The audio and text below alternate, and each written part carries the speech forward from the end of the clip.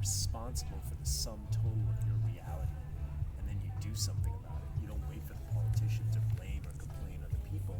You create the vision that you wish to see. And we've just been deprogrammed. We've been deprogrammed from our divinity, and we've been programmed to be automatons inside the industrial business system.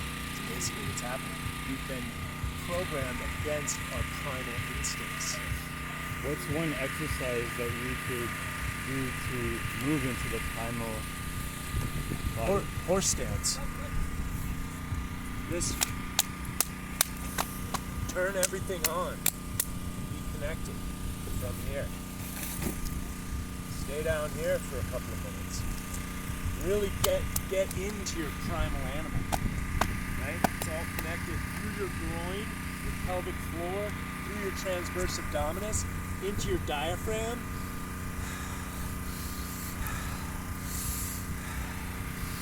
Opening up the diaphragm, reprogramming the diaphragm, reprogramming the nervous system. I mean, that's one exercise. I mean, walking's the best exercise for the human being. So if everyone would get grounded into the earth, get a little bit of sun, and move their body, just in walking is going to be good. But this is going to activate a lot. And this is just a basic practice. Right? The lower you get, the more you activate your animal. Rooting down to rise up. That's correct. Play with your pelvic tilt. Right? Get control of your full primal animal. But most people have blown out guts, so you got to reclaim your gut microbiome. Put pure stuff in there, get into fasting. Fasting was traditionally a spiritual endeavor. We've just been so disconnected. So to get back connected. How often do you recommend fasting, or what's your best advice for fasting? Everyone's different, so find your lane. Some people like water fasting, some people like dry fasting. I like juice fasting, I like dry fasting. You have to play with it and tweak it. I like intermittent fasting. You have to play with your own biochemistry. And let your body dictate too. Correct. Eat when you're hungry, eat real food. Listen to your body's innate wisdom. Eat when you're hungry, don't feed at breakfast because you're programmed by Kellogg's and General Mills because they were making money with grains and silos and trading commodities on the New York Stock Exchange to try and make money and make pennies of grains into $5 boxes of cereal and telling you that it's heart healthy and all these other good things. But how do you fatten up an animal when you bring it to market? Feed them grain. Newsflash, you're an animal. Right? That's the big news. So turn on that primal animal. We all have access to it. All of us. And there's basic fundamental principles. Like I said, the Taoists or the yogis, they figured this stuff out. The thing is in the modern world, not to get stuck on one principle. Keep going. Uh-huh. You know, try this diet paradigm, see if it works, keto, paleo, vegan, but keep tweaking it. Ultimately, eat clean, have clean water, have good sleep hygiene, right? Keep your body moving, and just keep replicating the basics over and over again. You have to breathe, optimize your breathing patterns. I have a stork walk. You can reprogram the diaphragm. So you have 5 meridians, energy highways. They represent it in your fingers. You take the energy from the universe and you drop it into your head. This coming up and your arms coming up spreads the rib cage, opens up the diaphragm. Turn it into a movement meditation. You walk around a big circle. And this is attached to your stabilizers, which wrap around your legs, your adductors, and goes up into your psoas. And if you have improper motor recruitment, then you have low-level musculoskeletal excitation, which is a stress, and it can throw imbalances. That's where the neck pain or the back pain. So doing these types of exercises self-corrects it. And so you can reprogram, because everyone's on to Wim Hof, and that's great. That's like getting high on your own supply. But if you want to have good cellular respiration at rest, when you're stressed, you turn on the parasympathetic nervous system by doing the stork walk. You'll reprogram. Empty all the gas when this knee comes up. Harmonize the breath. This is a nervous system exercise. Nervous system is the first level of strength. Does that make sense? Yeah. Yeah. Okay, so first of all, you are a big entrepreneur.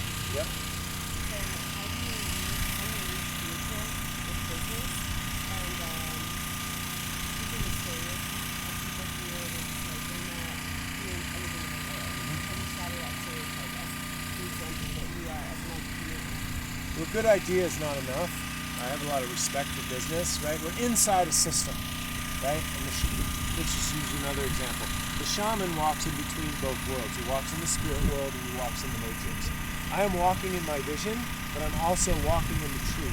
The laws of alchemy are love, truth, and wisdom. Through the tension of where you want to be represented with love and where you're at, honesty, with looking in the mirror, and your vision, right? Through that becomes the lead into gold, or wisdom, love, truth, wisdom. That's the alchemical triangle. So you have to have that tension and be honest with yourself, where you're at, where you want to go, know the direction of where you want to go, and start moving.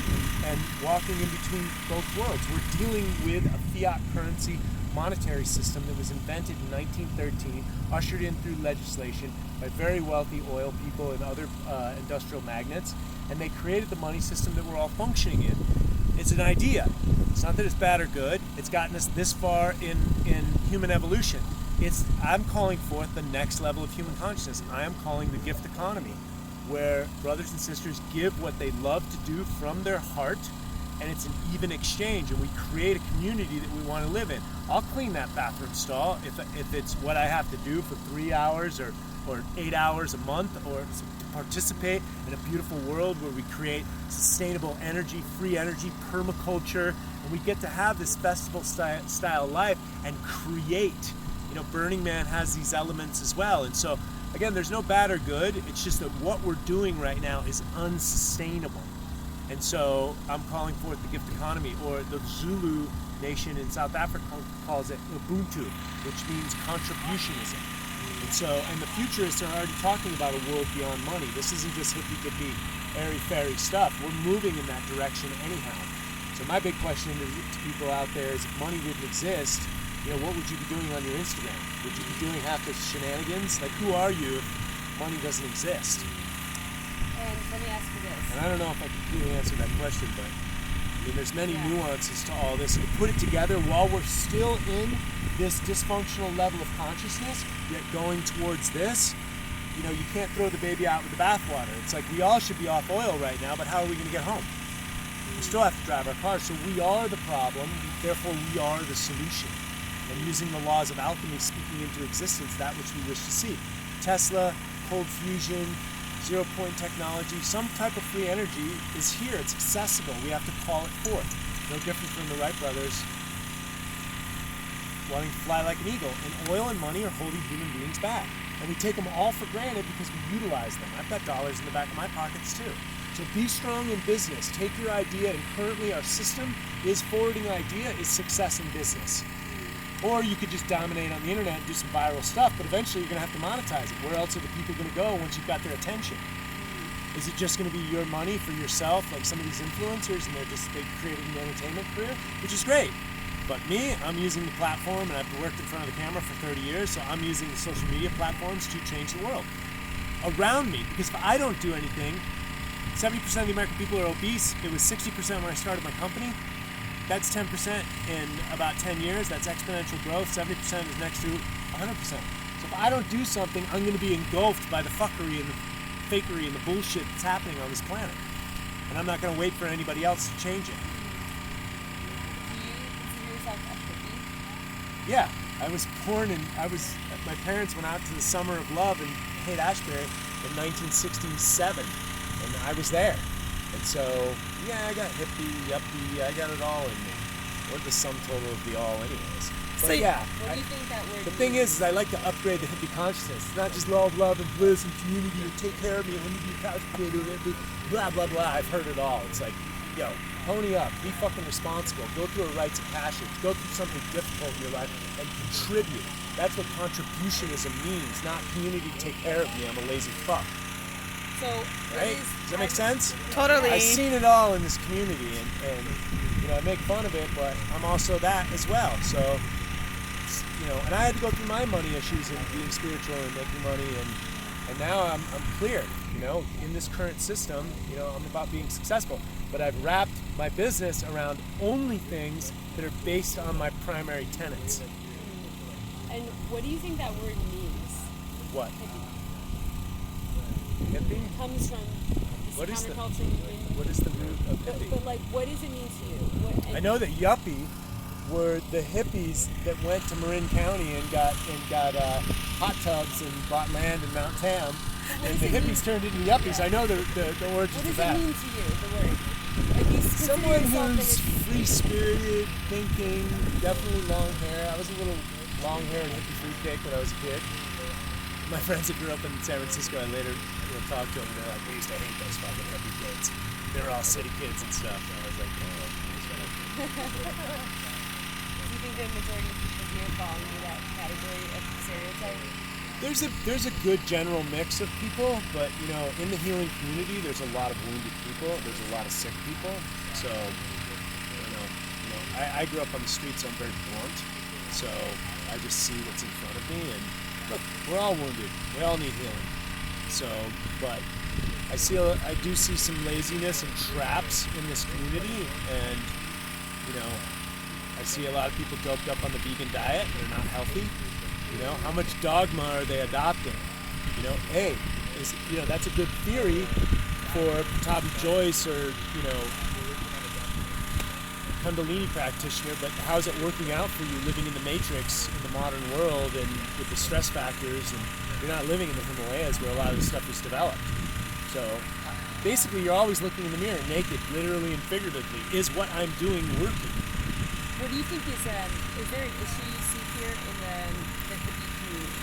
Like, what do you think the biggest issue that we can solve? Yeah, anything I say about anyone else, I have to say about myself first. So, the trap is just to be, I do a lot of men's work, and I think it's important that men have purpose, right? A roadmap. Otherwise, we're just wishy-washy. We're working inside the economy. When I grew up, what did I do? I didn't know what I was going to do, but I was smart. I went to school. Go to college, get a job. And then I didn't do a bunch of math because the way I went to school, and so I had to do all my math over again. So I was in community college for 3.5 years. And then I started modeling because there was money involved. And I was like, I could just because I was just chasing money. I didn't know who I wanted to be. I was studying math and science because there was more money involved in that. And so I really didn't know who I was. But luckily, through the modeling industry, I started partying a lot, and then I had to sober up my life. And so I got into Vipassana meditation, Ashtanga yoga, practice this stuff religiously, and then started working with an herbal company in the Amazon and started drinking ayahuasca. And so it's just been a series of wake-up calls. I work with indigenous Maori healers for 22 years. It's just been a series of my own awakening and then being able to share. Everyone has their own gifts. My gift is very much to be in front of the camera and share as much as I can. And I like to use a little humor along the way. Yeah. As much as possible, because I can get serious too, Right? So are you happy? I'm as happy as I can be, and I choose to be happy. And you know what I am? I'm grateful. Because I went through a divorce a couple of years ago, and there was a lot of pressure in the family, a lot of financial pressure, just a lot of fear, all sorts of stuff, even from spiritual people, right? We were operating from a fear place. It was so stressful. And so I did a gratitude journal for 1.5 years, pretty religiously, and the first 90 days I did it morning and night, and it changed my life. I stopped complaining and blaming. I took so much responsibility for myself, and rain or shine, hell or high water, I'm just going to be grateful. We've been going for 22 minutes. Awesome. And pure gold from Yes. this guy. Let's make some Just viral. dropping the yogi wisdom, the gold. Mic drop. What's the last final thing you want to share? All knowledge is knowledge of self. All the ancient sages have said, know thyself. Walk the razor's edge. The pendulum swings both ways. So if you're abstaining from any one thing, the potential for it to go whoop and go into debauchery is right there. So stay balanced. Don't stay too fixed on any one idea. And watch your ideas, because most of those ideas are not yours. Boom. Yes. are talented in front of the camera. It's just cool. I got someone I'd love to it's introduce you guys to. Magic. effortless.